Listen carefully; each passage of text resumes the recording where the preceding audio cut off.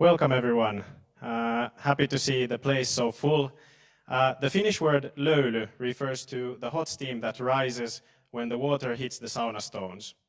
But beyond that, it also captures the atmosphere and experience of the sauna, which is a space for direct, honest conversation. And that's exactly the type of dialogue we're going for today. My name is Tina Suomi, and here's my co-host Ahmed Hari, and today we are your löyly masters. So making sure that the discussion stays engaged, sharp, and on the point.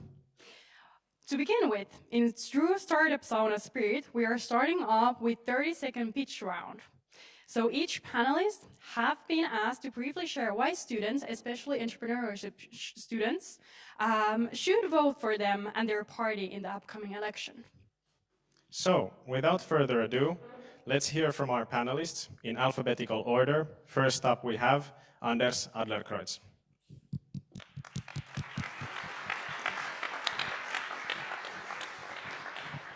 And your time starts now. Many parties talk about entrepreneurship, talk about business, but very few parties live as they preach.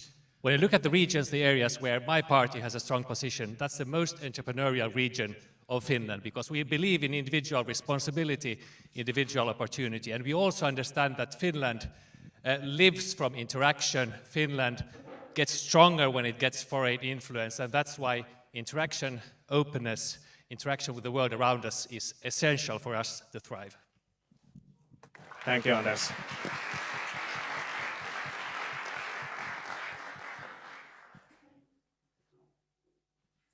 That was well on time. Yes, please have a seat. Next up we have Atte Harjanne.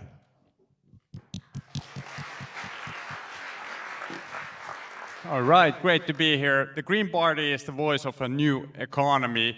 We're the leading science, technology and education party, and we are the clear voice of an international, open, liberal Finland and all the cities here. So I think looking at you, the challenges you face, the ideas you have, we're the ones who are open to them and willing to promote them and welcome them. Great to be here.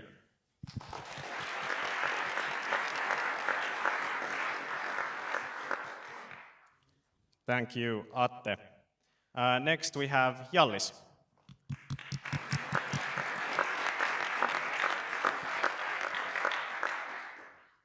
I don't know how many startups I have been working with. I've started about 20 myself, and I know how startups should be doing. And I think student-led entrepreneurship and funding is one of the most important things in startups. And I think that we need help with students, and we need people who talk with the entrepreneurs. I think that's the most important thing.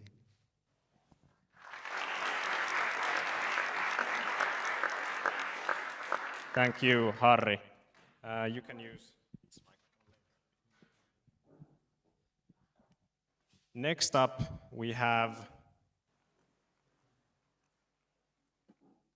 Jarno, who's running late. So we'll skip Jarno this time, and we'll go straight to Jussi Lindgren.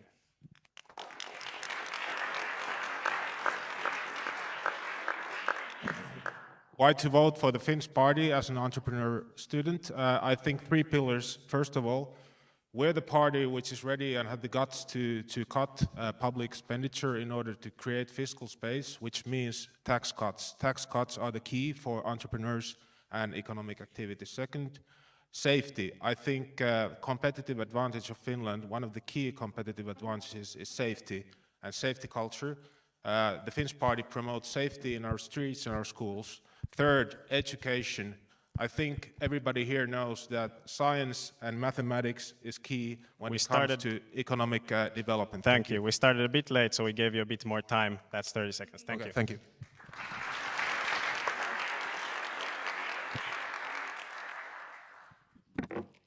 Next, we have Jussi Saramo.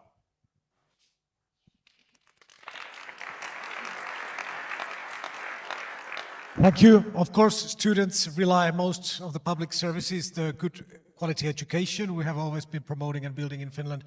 But I think the question is a bit stupid. I think the best societies for everyone, not just students, for pensioners, for middle-aged people, everybody is the ones that we understand that we are a community. We are a society that must take care of each other, everybody. And the society is built for everyone, not just for few. And this is what the left has been doing in Finland. In Europe, we are looking for future, giving a lot of space to entrepreneurs, but also... Thank you, Jussi. That's time. Doing the society for all. Thank you. And next we have Markus Lohi.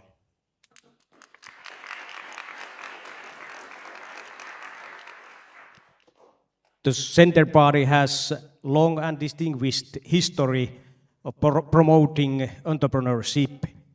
For example, we introduce entrepreneur deduction in the taxation under Prime Minister Sipilä's government. We are social movement. We are movement and for peoples which offer sensible resolution for problems, and we build the society. Thank you, Markus. Which trust in youth.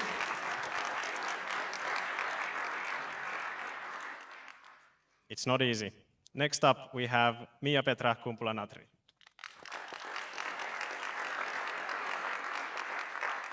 Thank you for invitation. I think, and the Social Democrats think that the best investment society can do is an education. And my promise is that Social Democrats are not conservatives, and that's why I'm happy to work with the startups, because you need new thinking partners in the power, because we want to take society forward, not to remain something we were, not with the pollution, not with the inequality, and not with the racism. So this is why I'm happy to be here. Thank you, Miapetra.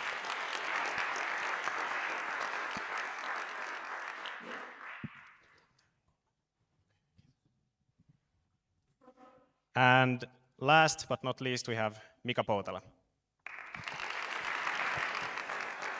Thank you. Very nice to be here. For us Christian Democrats, entrepreneurship is at the very core of our values, especially small and family businesses is at our hearts. I'm also a business owner and part owner of 5 different companies, so I'm very happy to be with you today.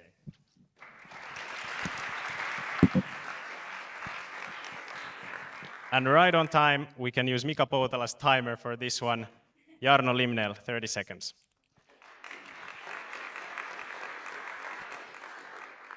Good afternoon, everybody. 9 years as a professor of practice in Aalto University. Previously CEO in a startup and now in politics. Coming from Espoo, supporting Kiekko Espoo as well. I know what you need. That's why I'm your choice. Thank you. Thank you, Jarno.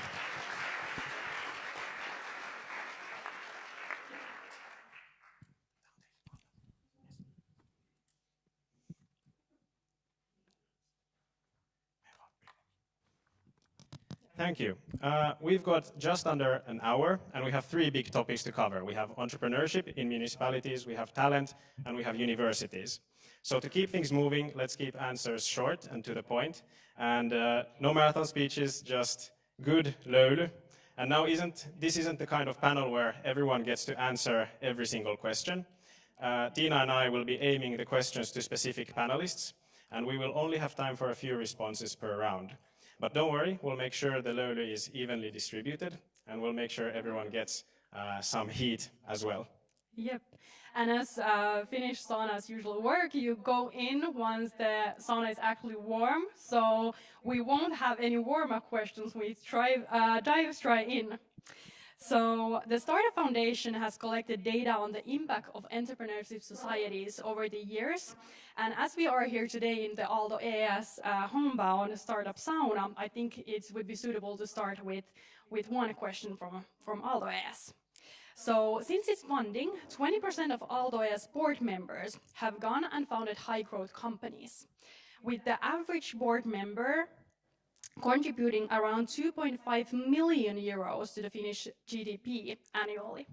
So my question is, using the yes or no slips that you have in your hands, green equaling yes and red equaling no, should municipalities support student-driven entrepreneurship activities? The audience can also vote. You have under your seats the slips. Oh yeah, true. And we're curious to see also the audience vote. All green. A good strategic choice from all panelists. Yeah. Well, to start up with Anders, Finland is globally unique in the way we have empowered our students to be in key roles driving at the startup ecosystem. And this is something you have witnessed closely. So my question to you is, what do you think municipalities should do to keep this momentum going and growing? Oh, sorry, I can repeat. So what do you think municipalities should do to keep this momentum going and growing? I think, one extremely good example is this campus here, how you can create an ecosystem around a university, how we can support the interaction between the companies built around the ecosystem and through that grow the cluster around it. Vaasa is another good example where this has resulted in really interesting startups, as is actually Turku and Lappeenranta to some extent. Then in smaller, every city doesn't have the opportunity to have a university like Espoo. And there, of course, you have to work at a smaller scale. I think there's lots of things where municipalities can help to provide spaces for young entrepreneurs in connection with their libraries. They could have small offices that you can rent for short hours, or in their schools. You could do as you do in my city, where entrepreneurship studies are quite an integral part of secondary level education. So I think depending on what resources you have, and everybody isn't Espoo, you have to admit that I think there's a wide array of things where municipal decisions really can play a big role.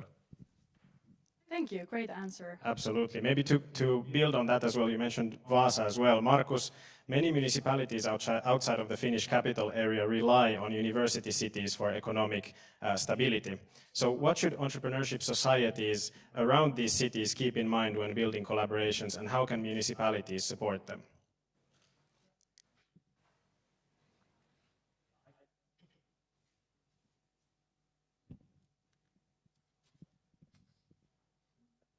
I would like to say first that we have very many kind of universities, of course. The profile of universities is different. For example, my constituency, Lapland University, drain like bureaucrats. But however, I think that the most important thing is the attitude. How we can create the general attitude, the area, with the cooperation, municipality, university, students, companies, and so on. That it's very important to listen to students and universities, what they want, what the entrepreneurs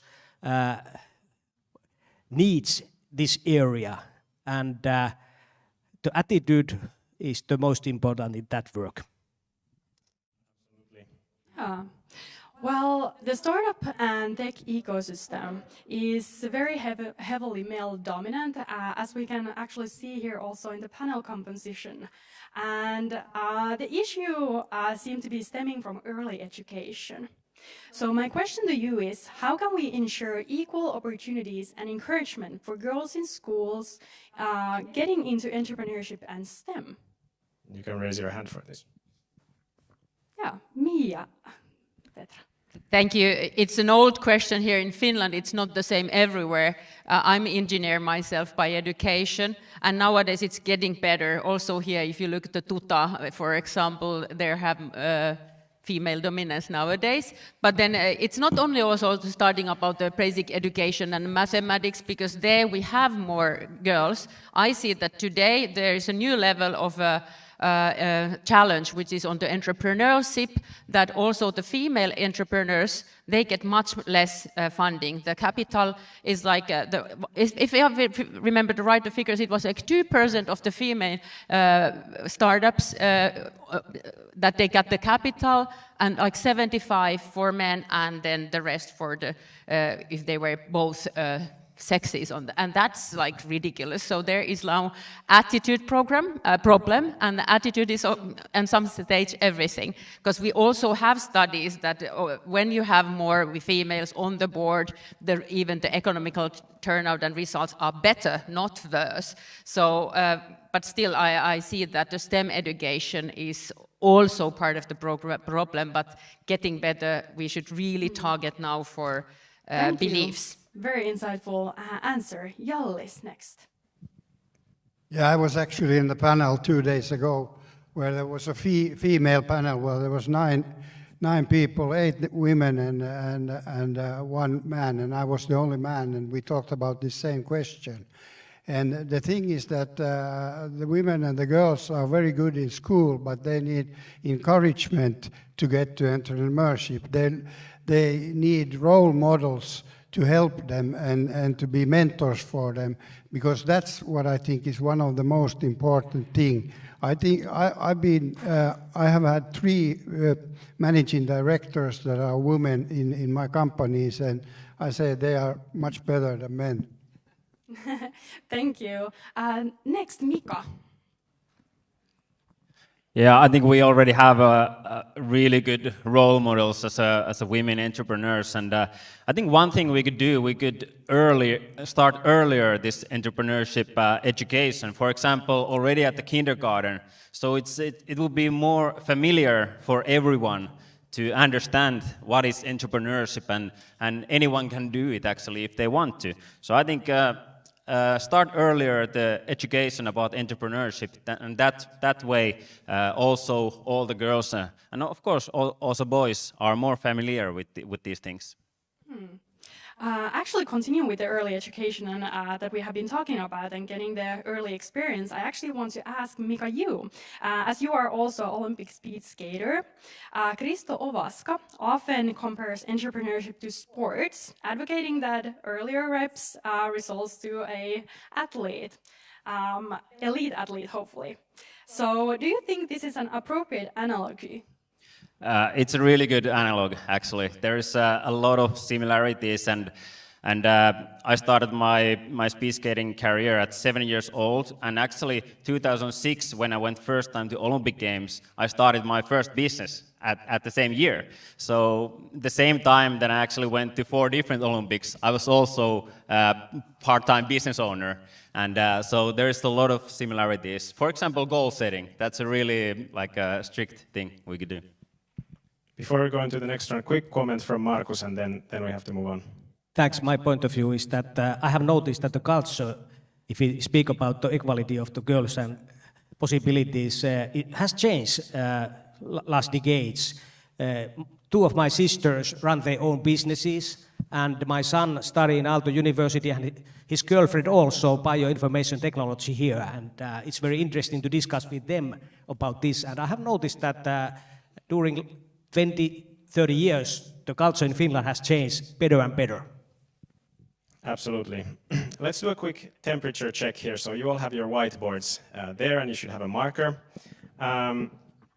So we want you to guess, or maybe you know, how many new startups were founded in Finland in 2021? New startup companies. So high growth, the way the Finnish startup community and Slush define it is that it's a company aiming for high growth and usually is venture backed. Which year? In 2021. Guess. just guess. You're gonna give a good guess.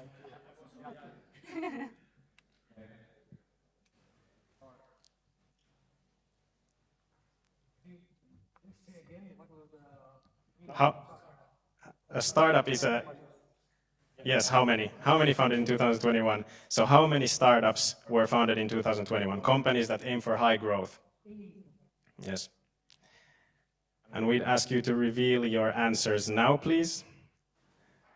850, 200, 500. Miapetra, what do you have? 350, 2,500, 2,000, 1,000. Okay, okay, not bad, not bad.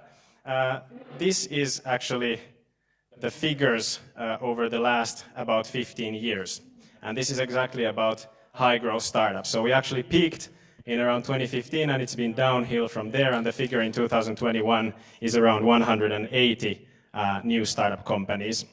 So I think on that end of the bench you got it pretty close. Here we had more of the thousands, although it's still closer to the truth. I think the amount of total companies is somewhere around 30, 40, 50,000 that are founded. Prior to this event, we actually used the OECD Better Entrepreneurship Policy tool to gauge the audience's entrepreneurship policy perspective. And in the results, strategies and finance scored lower than skills and networks. And this is especially when assessing youth entrepreneurship support. So if municipalities could improve just one of these areas, strategies or finance, where should the focus be out of these two? Jarno. Yes, I have to say first that this little bit surprises me, the number here, because I thought it's quite more. For example, 2/3 of all the patents last year was actually invented in Espoo. So this is really a place to be. So being here in Espoo, in the city council as well, I have to say that usually when we discuss with the companies and enterprises and the startups, they start talking about the bureaucracy. So let's put that lower. And then the other one is that, do we have enough skilled workforce? That is something in order to educate them more or bring them abroad. And the third one is actually the social services. That is pretty many times emphasized, how we organize the infrastructure, healthcare, and that kind of things here in Espoo. So I think more or less all these many principles we have to do better also in this most innovative city in Finland, Espoo, in order to raise these numbers. Absolutely. I think Atte had a hand up.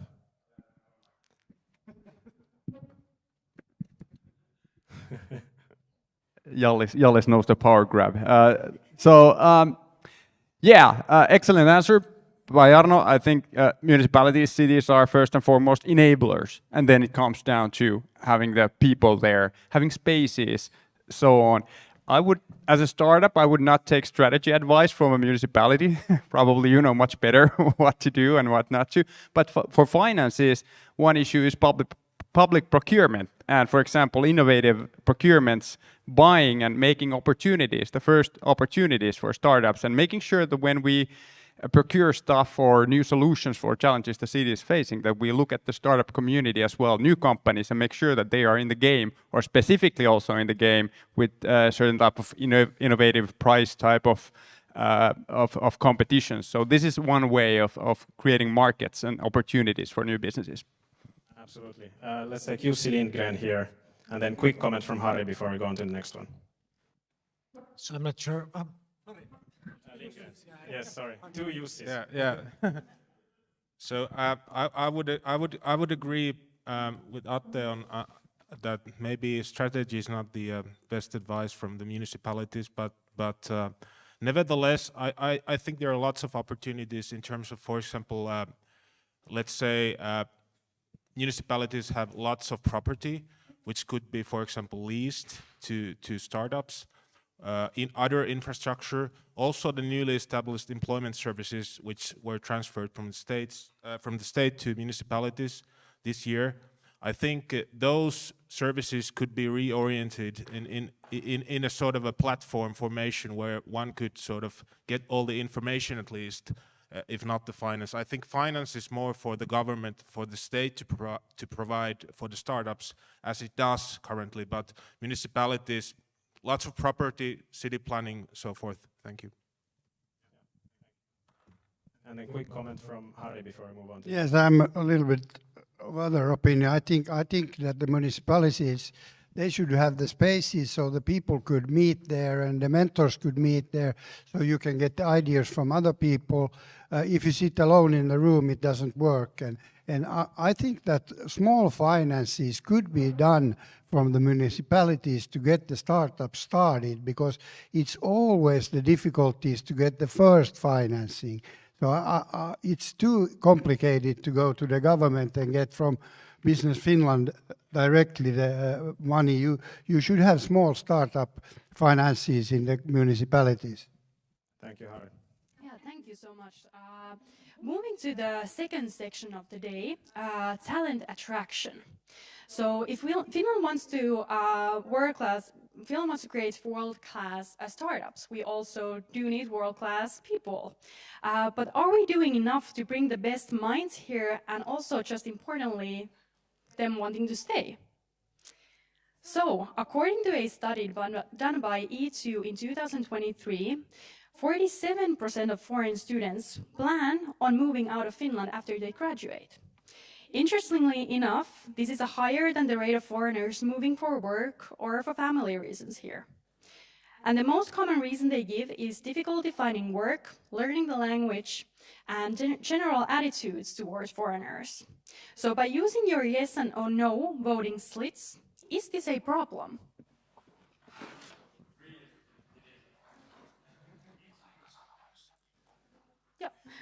Jussi, Saramo. Yeah, of course, the politicians have a big responsibility, and there in Finland we have a lot of politicians, at least some parties, who are xenophobic. I can say it clearly. It's obvious, even though we are kind of playing this game now I'm in the European Parliament, but in the Finnish Parliament, there's a game that nobody is racist and nobody's against anyone, but we all know that it's not true. Then always when there's elections, there is more and more talk about how people should move out from Finland. This is not, of course, this is not a Finnish problem. This is sadly a problem of politics everywhere. You know, in Germany, the Alternative Deutschland, they had these flying tickets they were giving to people who looked different, who didn't look like German in the streets. And actually now we would have a huge momentum in Finland. I'm working in the European Parliament as a coordinator in the Economic Committee. And we have been talking a lot of people working in the Silicon Valley. And it's really a terrible place to live. You know, it's not many people who want to live in Silicon Valley. And when I asked, why are you there and not here in Finland or somewhere in Europe? They say, because everybody is in Silicon Valley. Well, maybe Espoo is, I don't know, Silicon Valley of Finland, I don't know, but we are such a small country and we should do everything we can on the capital area here in Helsinki. I'm in Vantaa, in Espoo, that we make this area as inclusive as possible, that people really want to stay here. But then there's another thing, that the companies still don't want to hire people who maybe are not so fluent in Finnish. And there are so much cultural issues that it's not just politicians, but also companies who have to do better. Absolutely. We'll take Harry, Anders, and then I'll steer it a bit into a different direction. Yeah, we have a big problem in Finland with that, because the companies doesn't want to hire people that can't speak Finnish. That's for sure. I know that. I talked with many foreign students about this, and I talked with the companies, and I don't understand why that is, but many reject them only because they can't speak Finnish, and then they go somewhere else. And there we have an attitude problem, because it can't be a language problem. Most of the Finns can't speak English, so we had an attitude problem there. Yeah, Anders. I think in Finland we have the misconception that Finland is on everybody's map everywhere in the world, but it really isn't. We really have to work to attract people. We have several things going for us. I mean, we have a safe society, a lot of trust in our society, good school, nature, and so on, but also heavy disadvantages. So we'll have to lure people here. The processes need to be better. There should be a 2-week service guarantee to get a bank account, insurance, school for your kids, and so on. It's not only about bringing the talent, also about bringing the talent's family. So you need to have work for the spouse, which is an attitude problem to a large extent. Finnish companies are fairly reluctant to employ the first foreigner. After that, they are not scared anymore, and then they apply. But the first one is the hurdle. We need schools for the kids, and actually here we are introducing more English education. You'll be able to have a degree in English from our high schools in the future. And so on. But most of all, when you look at problems of integration, the biggest thing is the general attitude. And I think here the general political discussion in Finland is subpar. We really have we have a misconception of our attractiveness globally, and we really need to correct that, because this is a serious threat. I mean, those are terrible numbers. In the future, it will be automatic to get a permanent residency stay after graduating from university, for example. I think that's a good step forward, but we have a lot of hurdles. Thank you. Quick comment from Jussi Lindgren, and then I'll show you another statistic. We're staying on this topic, so you'll be able to still respond. Yes, of course. Jussi Lindgren. Thank you. Language is indeed a large barrier, among others. I think one of the things that the government could do is that we could develop legislation in terms of enhancing cooperation between the universities and the marketplace for work, i.e. the firms. Because if we would sort of make it more compulsory for the universities to sort of connect the graduating students into the marketplace from the first step onwards directly by law, this could enhance possibilities to sort of get over the first barrier, which is the biggest, and then integrate into the Finnish work environment. Thank you. Yeah. Miapetra, I promise you have the next one, but I'll show one statistic in between related to this one. So using your boards, I want you to guess again, staying on this topic. Jarno also mentioned patents a while ago. What percentage of patent applications in Finland have foreigners in them? What percentage of total patent applications coming from Finland have foreigners in them applying for the patent? So basically, how many inventors? This is in 2023, I think. Yeah.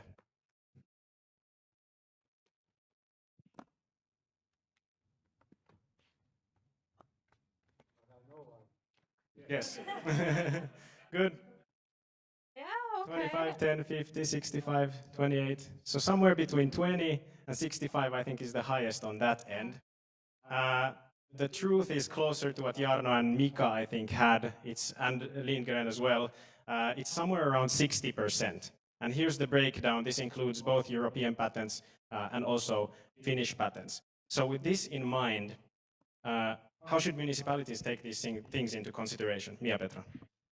Well, we are in a sauna and it's still quite cool here, so I can try to heat up. I'm very much like what the minister said and what Jalli said about the attitude in the companies to recruit English speakers, because I think in Finland 2025 you must be able to live with the English knowledge, and I don't like that getting the Finnish citizenship, its requirements on the Finnish language are getting higher and higher. It's not very welcoming and attracting country. But also our government now, 5 parties here, made a legislation that is poison to our country image, and it's poison for you to recruit people, that if you employ someone, a foreigner, and you have to sack him out or her out, because startups are not always that predictive, you have to then notify to the authorities that this person is sacked out, so that they know that he or she must leave the country in 3 months' time. And only after big pressure, they was like, okay, if you are a specialist, you have 6 more months to go. So this is not attractive country for that, because that is really kicking out the people who already worked in Finland. And this is something that we in the opposition tried to change. So it's very nice speech, but this is what really the situation today is. Sorry to take it up, so I like all the ideas here, but it's lip service when you do decisions like that. I have to bring it more to this discussion exactly to be more relevant to, I think, the audience here, because many of the high growth companies in Finland, we have a lot of people who are interested in Aalto Entrepreneurship Society and the student-driven entrepreneurial movement here. Many of the high growth companies coming out of here, companies like Volt, like Smartly, like Swappy, like ISI, that we're all really proud of, have been built by students who during their studies were able to pursue these entrepreneurial endeavors. And we know that foreign students don't have the same flexibility when they're studying in Finland. So first, before we get into the short discussion here, using your voting slips again, should we allow more flexible study paths for foreign students so that they could found companies during their studies in Finland? And audience can vote as well. Yeah, thank you. Jussi, Lindgren, you had both cards up. It's a bit of a cop-out, but why did you put both?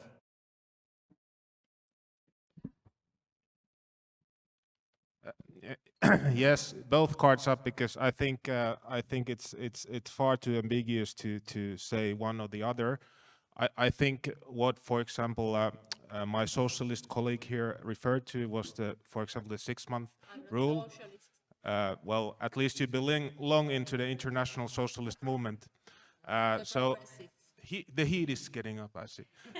We love that. I think it depends on the details. I mean, yes and no. If it makes sense, we can do it. If it attracts specialists, highly educated, highly skilled people, yes.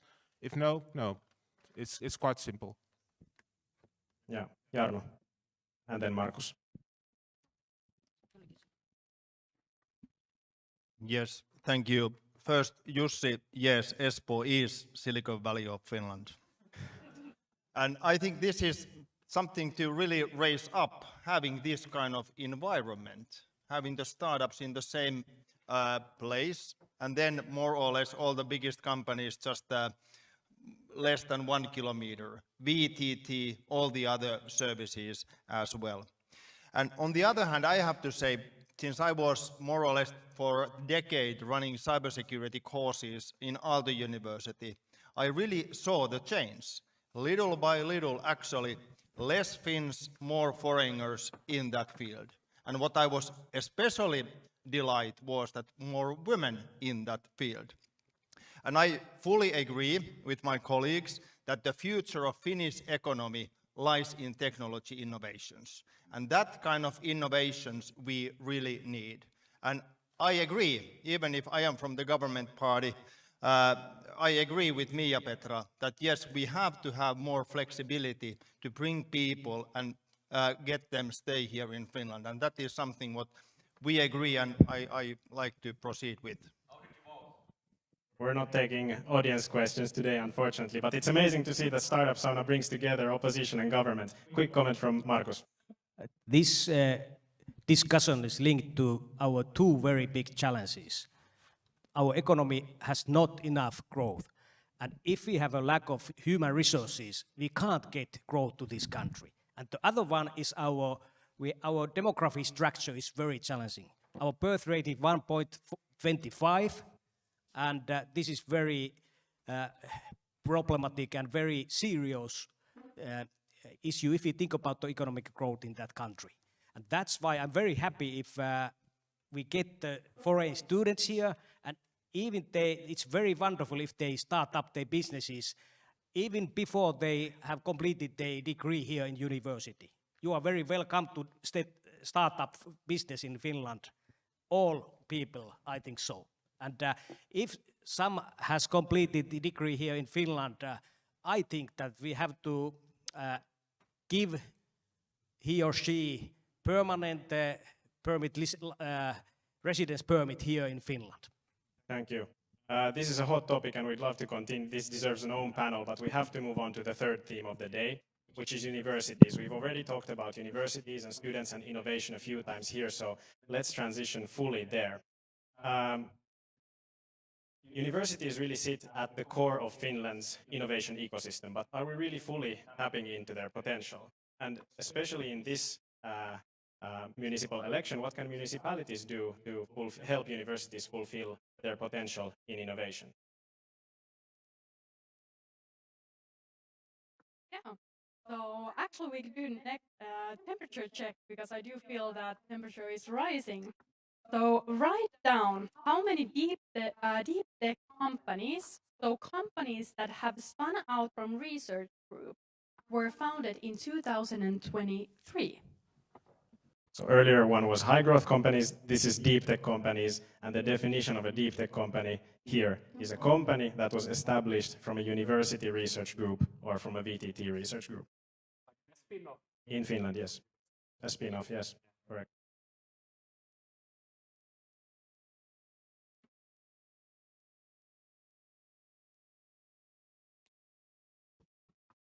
Okay, Good. so from 25 to 100, 200? Yeah, highest? we have some optimistic panelists, I would say, because We believe in you.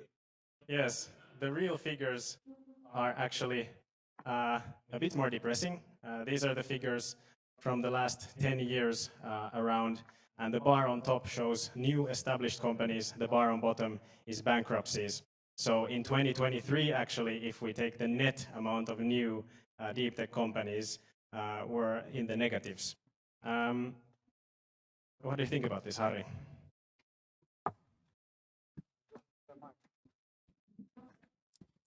Thank you. The problem is obvious here that the universities doesn't work enough with the companies. We put a lot of money in research to the universities, and they can do whatever research, and they can get they could get new businesses started. But if they don't work with the companies and if they don't get together with the people, it doesn't work. And we see here in the figures, we put millions in the tech development, and still we have that kind of companies. There must be something wrong, and that's collaboration with the municipalities, the businesses, and the universities that is really important. That they work together, they meet together, and they have mentors, and that's the ecosystem that is needed to do a startup. Yeah, Atte.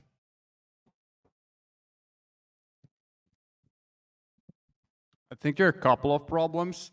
One is that first, I mean, looking at deep tech companies, we're often talking about basic research stemmed companies. And we have a bit too much of the mindset also in the current government. Although we're putting money to R&D, we're not putting it to basic research and basic funding of universities. It's a symptom of a pro-business model of thinking instead of kind of pro-market thinking in the whole economy. And this is what shows up in here as well. So we need to have a stronger deep tech basis altogether. And then, of course, in order to move from there to businesses, you need probably money. And of course, funding in Finland, which is a bit too capital poor country, is the challenge. So I think this gap needs to be filled. There's possibility to take the risk and take the leap from the research to the business, and then you will actually have funding for that. But kind of making sure that there are the fundamentals for research, that's the key, and then that there is environment that kind of calls you to take the risk and try your wings in business stemming from this research. I'd like to paint the urgency a bit more before I let Anders and then Lindgren speak, but just a quick comment before you... Yes, thank you. When you're looking at the critical time when a company exits the university cluster or there's a spin-off, I think here, of course, I mean, the universities, they have invested in the technology, in research and development, that they might be jealous about the IPR.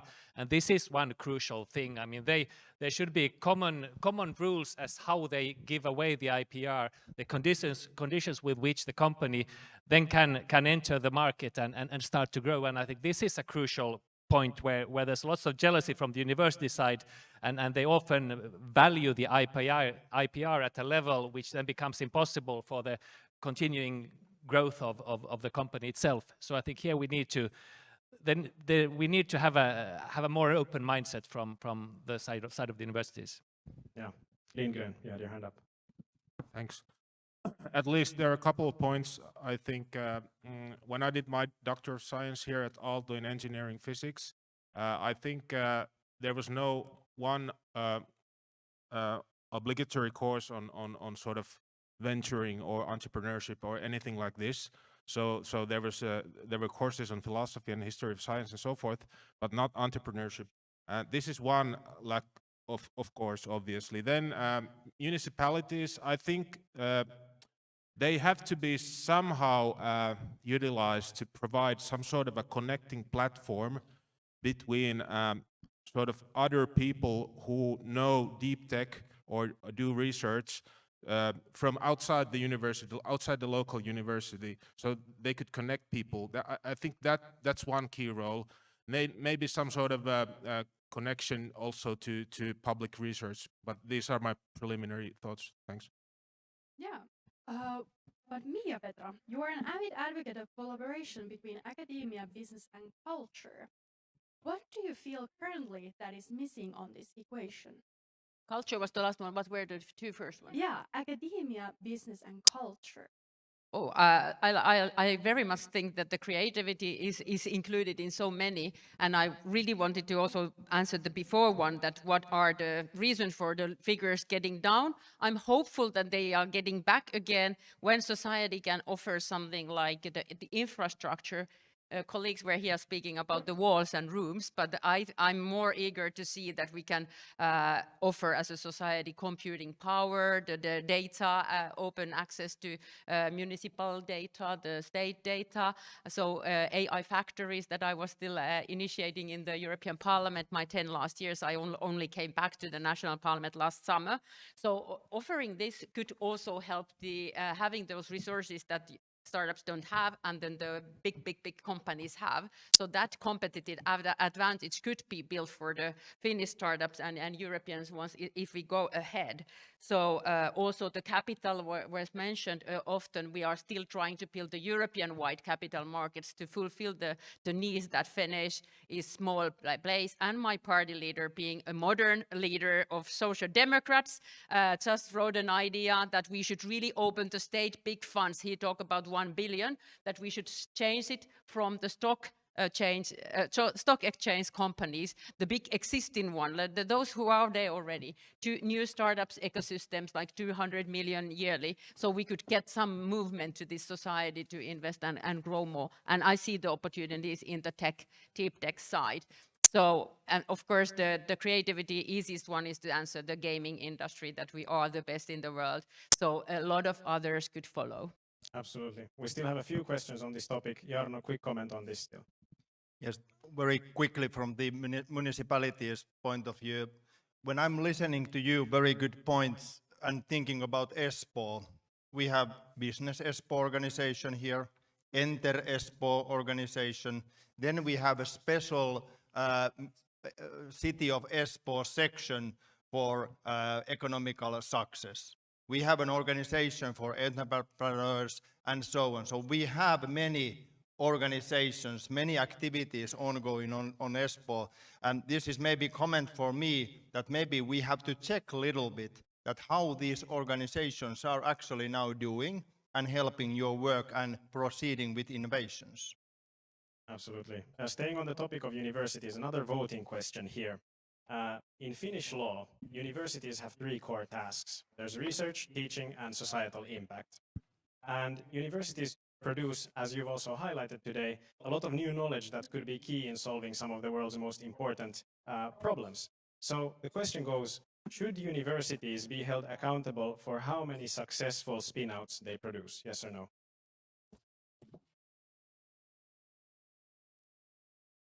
Ooh, now we have some disparity here.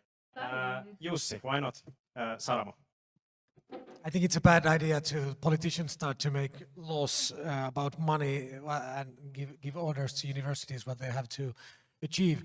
If I can go a bit back, when we watch from the global perspective, it's actually Europeans and Europe where most of the research is made. But in the end, it's like few, when we talk about tech, we talk about few American, maybe one Chinese company that it's getting the most benefits. So it's not actually that we don't do good research, that we don't have the people, but it's just the way, let's say, this day capitalism works, and this is something we have to change. And now when we talk about technological sovereignty in Europe, this is very important as a whole. Okay, then we go to Finland. And we watch, Finland is the worst in Europe. When we talk about growth, we talk about women, we talk about how the Finnish companies work. There are these old guys giving jobs, board places to each other, very unproductive. You know, always when they make a big investment, it's a bitter pulp, what is a cattle, I don't know where they do the pulp. So it's like they are just looking back how to burn more forest more quickly. And this is in this country where we have such a good research, we have such a good people, and everything is kind of okay, but the companies are looking backwards. And this is what I said, if we have more women, we know from the research that the companies work better, they are more profitable, but it's also the fault of the government, of the politicians, because the politicians are supporting this. And it's kind of combined, even though Finnish society, the business life and the politicians are happily not so, it's not like South Korea or like the US now with Musk and Trump, but still it's very closely connected, the right-wing parties and some industry leaders who really have a wrong strategy, and this is something we have to change. Jussi. Yeah. Atte.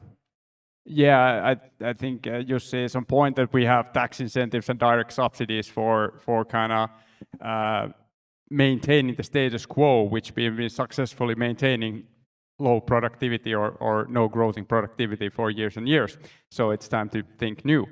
But for the question you're answering, yeah, it's a good metric, one metric among many, but very much long-sighted one. So it's the worst scenario is where the government will look year by year and then starts like sticking out universities that push out new companies, because a lot of this stuff goes back to the basic research. I mean, look at IQM, look at ISI, all of this stuff has a lot of good scientific research behind them. So I think it's there we need to be very long, with a very long-term view when we think of these issues. But it is a good metric, whether, especially in tech universities, whether stuff comes out of it or not.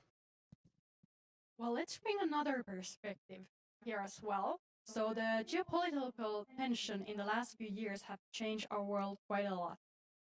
How does this affect how municipalities should view universities and formulate innovation policy? Jarno. When I'm thinking about from the economic point of view, which is the most probably biggest growing market within next 5 years, I would say defense industry and security technology. I am also a member in the NATO parliament, and in NATO there are top 9 technologies that more or less all the NATO countries will put more and more money in. So I see this security situation from the economic point of view to Finnish innovations and our companies as an opportunity as well. Even if there are many sad things, but many governments are putting, as you know from the media, more and more money to build up their defenses, and big part of those defenses are the new security technology in space, in quantum technologies, cybersecurity, next generation telecommunications networks, and so on. So I think also from the government point of view, this is probably the new Nokia for Finland, to bring these innovations to the global market. Anders.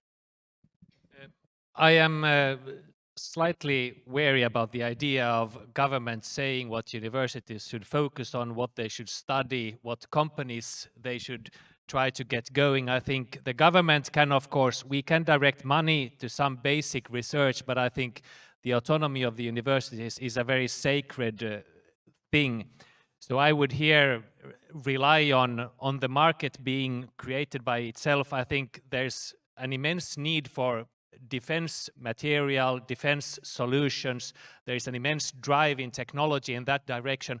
I think that pretty much takes care of the market, and I think as a government, I think we should, of course, we should focus on directing research and development funds to different sectors, and here above all value the level of the innovation being done. And then, of course, I mean, we can help the clusters, and we can, by our own procurement, of course, help create a market. But we should be quite careful when directing any university in one direction or another. We're almost running out of time. We can have 10-second comments from Jallis, Miapetra, and then I have a final question for all. Yes, I'm pretty right-wing in this perspective. I don't think government, universities or municipalities can be responsible for any businesses. They can help the businesses grow, they can get facilities, they can get money for it, but it's the people that work there that are responsible how the businesses work. And the people can get together, the universities and municipalities can organize ideas, financing, but the people are the key in this whole equation, and we should get places where the people can meet and discuss these things and do businesses and get financing. That's the key point. Thank you. Miapetra, last short comment and then we'll move on. Yes, how geopolitics and municipal elections are linked. It is about the values. This geopolitical spread of the old world that the women's position is taking 100 years back may not come in power in Finland. When we suddenly lose the International Day of Women in our Google calendars, so we have to keep our values up, keep this equality that Nordics have lived for and paved the way for. So this is about everywhere. So there's not something global. It's about people everywhere, whether it's a municipal level. So Helsinki can be the best capital in Europe, and then we can still have our ideas. So this is something also linked to the question that should be then only credit that how many spin-offs from this university. We need some studies on the equality. We need some studies on the environment. We need some studies on history to understand, not to repeat the mistakes of the past. Yes. So, and I just finish here that sometimes I look this, everything is about technology, but when I got to know more startups, so many are linked to the different sectors, and cross-border activities in the universities are the best ones. Yes, a holistic approach. Fine, we've covered quite a lot, some challenges, some opportunities, what municipalities could do better, but in decision making, you know best, one single good reason beats a long list of mediocre reasons. So one sentence, you all get to answer this one, but it requires that you formulate one sentence. If you had a magic wand and you could change just one thing in municipal policy to boost entrepreneurship and innovation, what would it be? We'll start from Jarno, one sentence up until Markus.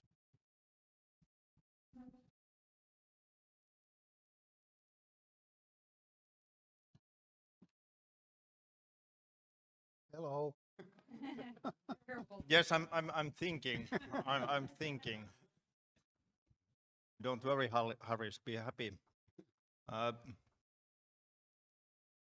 Well, I would say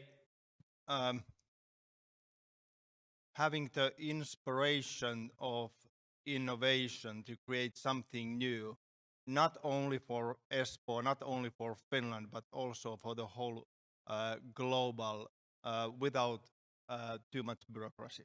That was one sentence. Nice. Mika. We should split the procurements for smaller sections so the local and small businesses could be part of the process too. Thank you. Miapetra.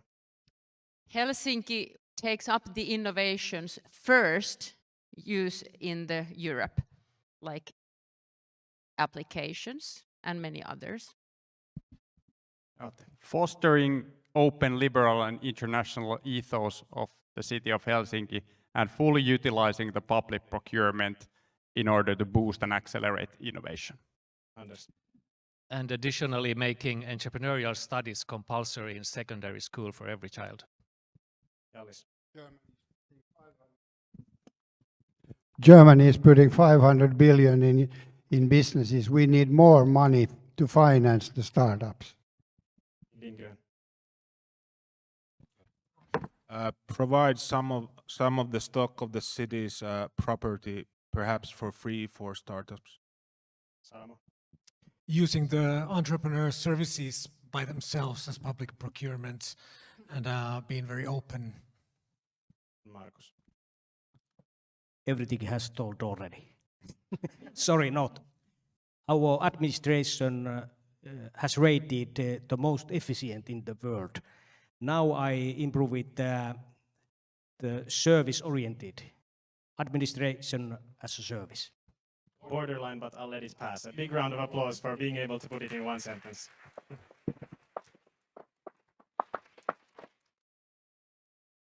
So that's a wrap for this Vaalilöylyt 2025. Thank you to our panelists, thank you to all of the audience, and thank you to everyone who was following the live stream as well. My co-founder Geeta is giving out some beanies that she knit herself so that you can stay warm while you're campaigning for your municipal campaigns. And Doni, the president of Aaltoes, is helping them out, and Josef from the Finnish startup community, all co-organizing this event. And these conversations only matter if they lead to action.